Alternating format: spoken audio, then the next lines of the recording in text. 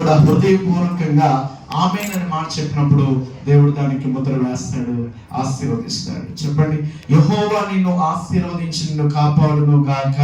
ఆమేన్. యెహోవా నీకు తన సన్నిధిని ప్రకాశింపచేసి నిన్ను కరుణించును గాక. ఆమేన్. యెహోవా నీ మీద తన సన్నిధి కాంతి ఉదయింపచేసి నీకు సమాధానము కలుగు చేయును గాక. ఆమేన్. దేవునికి మహిమ కలుగును గాక. ఈ దీవెనలన్నీ మరి బిడ్డకు కలుగును గాక. ఆమేన్. ఈ రోజున మరి మొదటి బర్త్డే జరుపుకున్నటువంటి కుమార్తెను బట్టి నేను ప్రభువుని స్తుతిస్తున్నాను.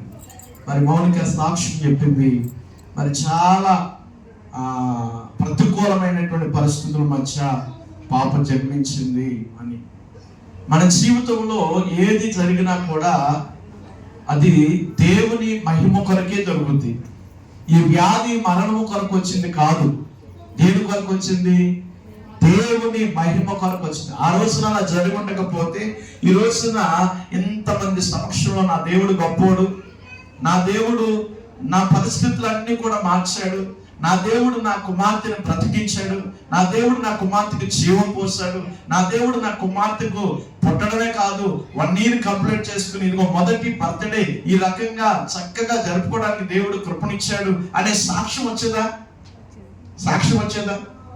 కదా. దేవుడు ఏది చేసినా కూడా ఆయన మన మంచి కొరకే చేస్తాడు. దేవుడిని ప్రేమించే వారికి మేలు కలుగుట కొరకే సమస్తమును కూడా ఏమవుతున్నాయంట? సమకూర్చబడి జరుగుతున్నవని దేవుని లేఖనం తెలియజేస్తుంది. ఈ రోజున పిల్లరా, మన ప్రాణమునకును అలాగే మన యొక్క దీర్ఘాయునకును మూలం ఎవరంటే దేవుడు. ద్వితోపదేశ కాండంలో చెప్తారు కదా, ఈ ప్రాణమునకు మరి దీర్ఘాయునకు మూలం ఎవరు?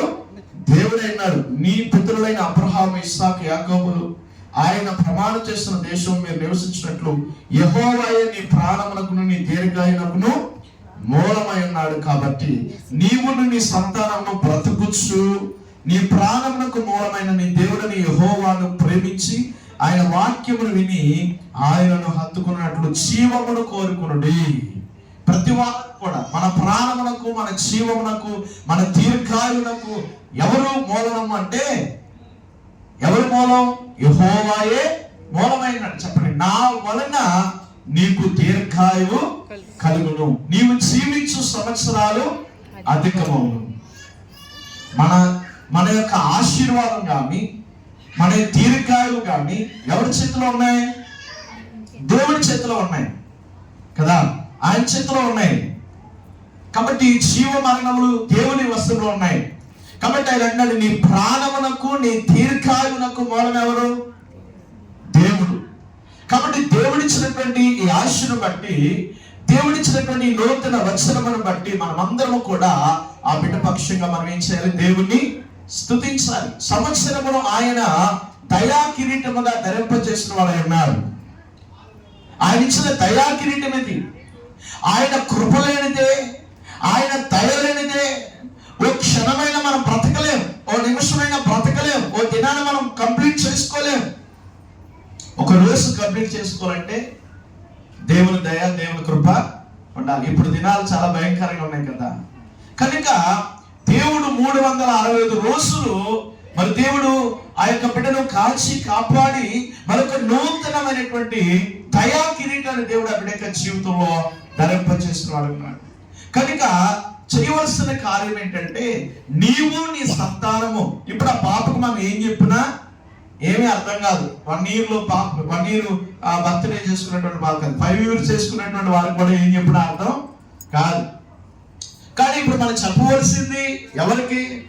తల్లిదండ్రులుగా ఇక్కడ చేరి ఉన్న వారికి, ముఖ్యంగా పుట్టినరోజు జరుపుకునేటువంటి పాప యొక్క తల్లిదండ్రులకు, విశ్వాసులైనటువంటి వారికి మనం వాక్యం చెప్పాలి. పాప గురించి ఏమైనా చెప్తా పాపకి ఏమైనా అర్థం అవుతుందా? ఏమి తెలుసా? తెలియదు. రేపొద్దున ఒక 10 సంవత్సరాలు వచ్చిన తర్వాత ఈ ఆల్బమ్ చూసుకుంటారు. ఇప్పుడు వీళ్ళు ఆల్బమ్ చేస్తారు కదా, ఈ ఆల్బమ్ చూస్తున్నా, అమ్మా నా ఫస్ట్ బర్త్డే మీరు ఇంత గ్రాండ్ గా చేస్తారా, ఇంత మంచిగా చేస్తారా? ఇప్పుడు తెలుస్తుందా పాపకి? తెలియదు. తర్వాత ఇప్పుడు ఆల్బమ్ చూసుకున్నప్పుడు మా మమ్మీ డాడీ నా బర్త్డే చాలా గ్రాండ్ గా చేస్తారని సంతోషపడతారు. కానీ ఇప్పుడు నేర్చుకోవాల్సింది ఎవరో? ఇక్కడ చేరి ఉన్నటువంటి కేవలం కిరణం, మౌనికనా? ఇక్కడ చేరి వచ్చిన తల్లిదండ్రులు అందరూ కూడా నేర్చుకోవాలి వాక్యాన్ని. ప్రభు కూడా అదే అంటాడు ద్వితోపదేశకాండం. మొదటి ఈ మాటలు ఎక్కడ ఉండాలి? నీ హృదయంలో ఉండాలి. వాటిని హృదయంలో భద్రం చేసుకోవాలి. ఆ తర్వాత వాటిని ఏం చేయాలంటే నీ కుమారులకు నీ కుమార్తెలకు వాటిని ఏం చేయాలి? అభ్యసింప చేయాలి, నేర్పించాలి. తల్లిదండ్రుల బాధ్యత ఏంటంటే వాక్యం నేర్చుకున్న వాక్యాన్ని పిల్లలకి ఏం చేయాలి? నేర్పించాలి. మనము పిల్లలకు మాదిరిగా ఉండాలి, మోడల్గా ఉండాలి. యోహాను సువార్త 5వ అధ్యాయం 19వ వచనం